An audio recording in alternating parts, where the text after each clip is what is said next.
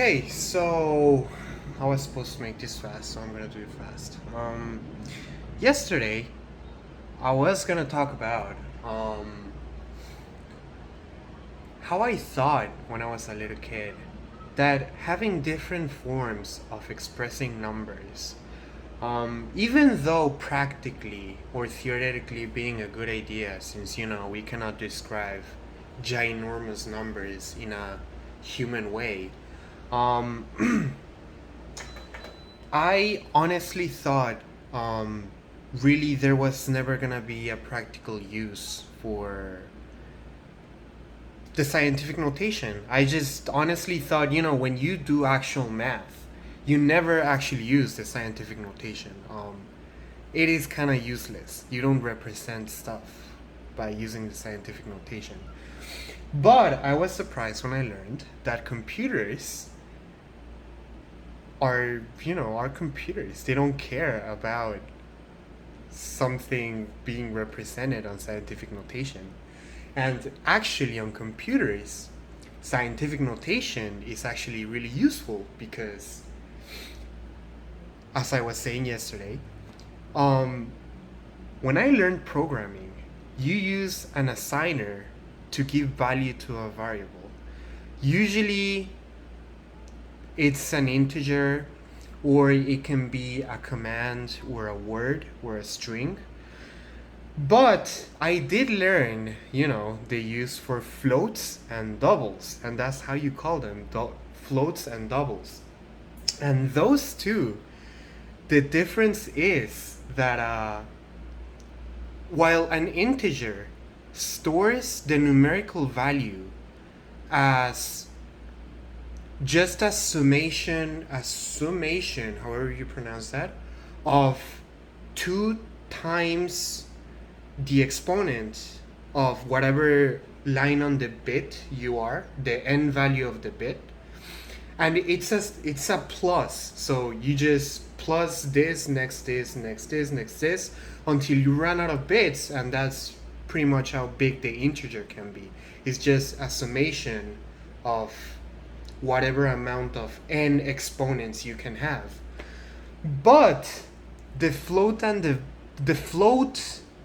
was made because if you had a certain amount of bits and you divided the bits to represent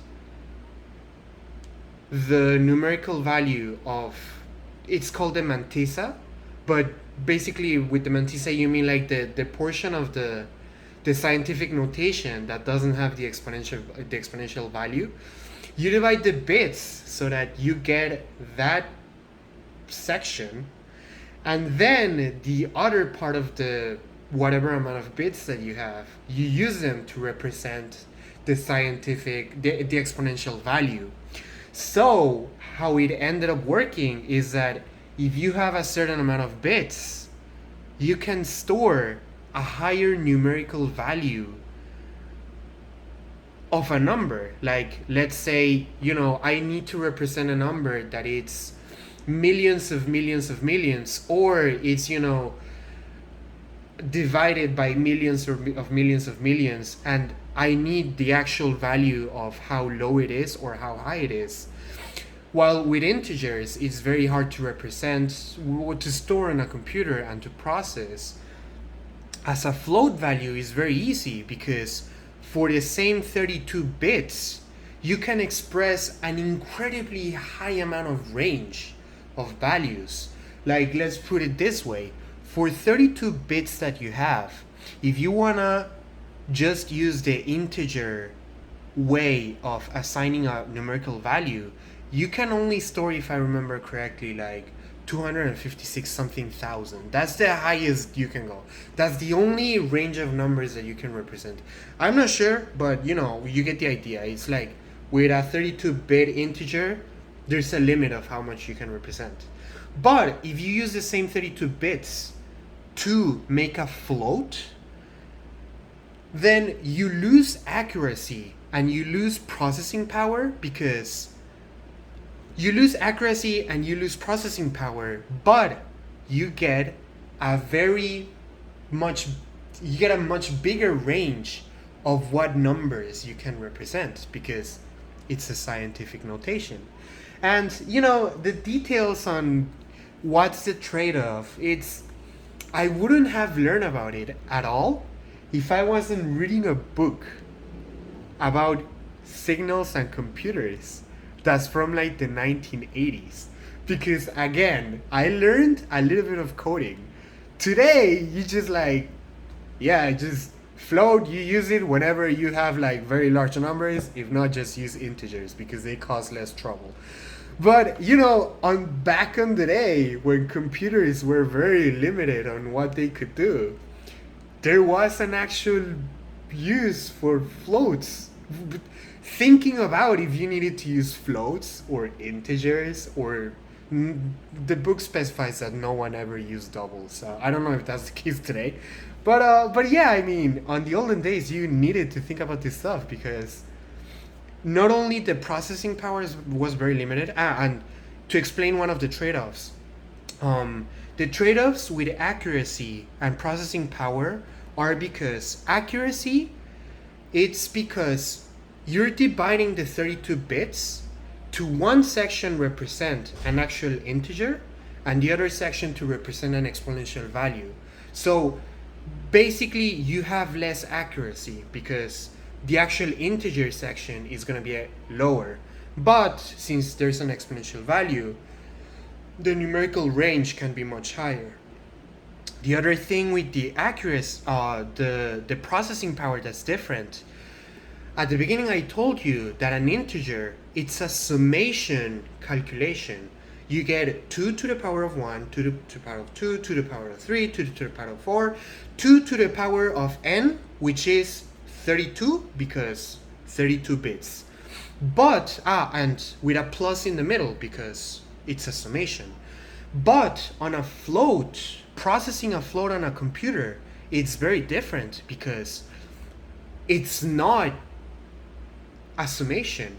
It involves actual multiplication because, there's the mantissa and then there's the exponential value, which if the number is very big, the computer is gonna sum the thing all of the times in theory. In reality, that's not exactly what happens, but you get the idea that, it takes more processing power for a computer to multiply because it does the sum every time, in theory, instead of just making the sum and then giving you the integer.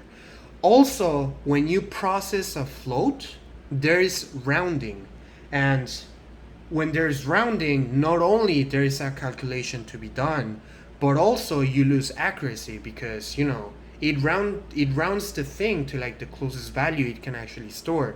And with integers, there's no rounding because it either can produce the integer or it can't, and no rounding to be done. So yeah, that's an interesting thing that I learned. That was from yesterday. The other thing that I wanted to talk about, and it's on the same kind of subject of talking about very old stuff and how today is changing and it is not done on the same way. I'm not sure yet, but I think German cars, some of them, no longer have an oil dipstick, which I am not sure, 100% sure yet. I even thought, to be honest, that it was mandatory for an engine to have a dipstick, that you couldn't sell an engine without a oil dipstick. But today I saw two cars that it was incredibly hard to either find the thing, because I didn't, or it just doesn't have the thing, which I'm thinking, to be honest, that is a possibility. And I don't want to put BMW and these German companies on a good chair, because they've done some pretty stupid shit, I'm not gonna deny. But if this is the start, if this is their way of just starting to remove stuff from cars, I'm actually kind of okay with it, because I fucking hate today that cars have gotten so complicated. Not because they need to be complicated, because if not, they don't work, but because of safety and tradition and capital investment. Like, let me tell you right now, most of the car that you have today, you don't need, but it's there because it was there on the 1960s. And if it wasn't there on the 1960s, you would be fucked. But today, they serve almost no purpose at all. And again, if you know BMW, it was a BMW and an Audi, the two cars that I saw. If this is the start of them trying to dip their toes onto actually removing pieces from cars, I would actually be really happy, because I've said time and time again, cars should have less parts today than they did in the 1960s. Not more, because, like, why the fuck? This makes no sense to me. Let me give you an example. Something that I actually want to happen right now, but you know, regulation and cars are not done that way and blah blah blah. Like, for example, let me give you before a terrible example of what I mean. And I'm pretty sure you've seen it before. Manual transmissions are going away. That's just gonna happen. It's happening. There's no turning back. And I don't care. I love cars. I love a stick shift, but they're not gonna keep going. And I accept that. Okay, automatic is the way to go. On the olden days, there was an actual lever that you moved with your force that actually moved stuff inside of the transmission case, because that's how it was done on the olden days. You know, you had the big shift on the American cars, and on other parts of the world you have like an actual lever that you had to move, and it was a pin to secure it and whatever the fuck, right? Today cars, especially high-end cars, they just don't have that. They have automatic transmissions, but when you want to engage drive, you don't actually move a lever anymore. Really, you just press a button or move a lever. But some cars have tradition and just markets, and you know, change is bad and people are not going to accept it. That, for example, I saw a car, and I think it was a BMW, that on the lever that doesn't even need to be there because it can be a fucking button, on the lever for you to actually put reverse, it forced you to press the security button, which is not even a security button. It's just a procedure on a computer. Like, there is no actual locking mechanism. But yeah, like, you had to press like a fucking plastic button, which was the security thing. And then when you moved the lever, which it was like a ginormous dildo button, it actually engaged the gear, which is just so stupid as fuck when it can be fucking done with the press of a single button, okay? That's a terrible example of how we've overcomplicated stuff instead of making them simpler, because you may not think that having a fucking lever, you know, it's that bad, you know, in terms of a car. But you know, things like this add up, and they especially add up when it comes to driving the car. Like, now I'm gonna give you the examples that I want to happen on cars. First, brakes on electric cars, they're gonna get so small to the point where they're actually useless, and eventually I have an idea for you to completely remove them. Regenerative braking is done simply by the electric motor. If the electric motor, the inverter, and again, you can have an electric motor and the inverter change it and give so many different configurations for the engine that you actually have. The electric motor by itself doesn't do that much. It's really like the computerized inverter that does most of the work pretty much. If a car doesn't have regenerative braking, in theory you can just swap the inverter and now it's gonna have it, very probably. So again, regenerative braking is the future. It is gonna be done on every car probably. Well, like almost 100% sure. That's what I'm trying to get. Um, Regenerative braking though doesn't really stop you on a fast manner because it's not designed to do that. Like if you want to stop the car immediately, like emergency braking, that's where you actually need brakes. But if on the future, again, and this is coming too, we eventually disconnect the steering with the actual steering and just computerize the steering with servos, then what you can do is when you actually need to brake, just put the tires in opposite directions and the car is gonna stop, emergency stop. And because it's computerized, you don't really need to worry about stability and stuff because again, it's computerized. Like you don't really need the steering input at all. And that is kind of like the two examples that I'm gonna give you right now that are kind of really interconnected. The steering, eventually, if we move to like servo steering, we are gonna lose so many parts from the car that really shouldn't be there anymore. Like planes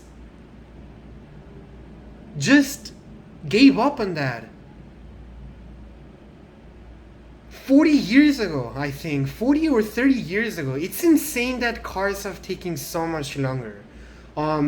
Electric cars at least just make a big step forward on like absolutely removing parts from the car, but yeah, I mean it's just we could do so much more. And even gas cars just can just remove so many fucking things that we don't need anymore, like fucking hydraulic brakes in general. Well, on gas cars you do need brakes, but an actual steering thing for everywhere for like you to move physically instead of just swapping to electronic steering.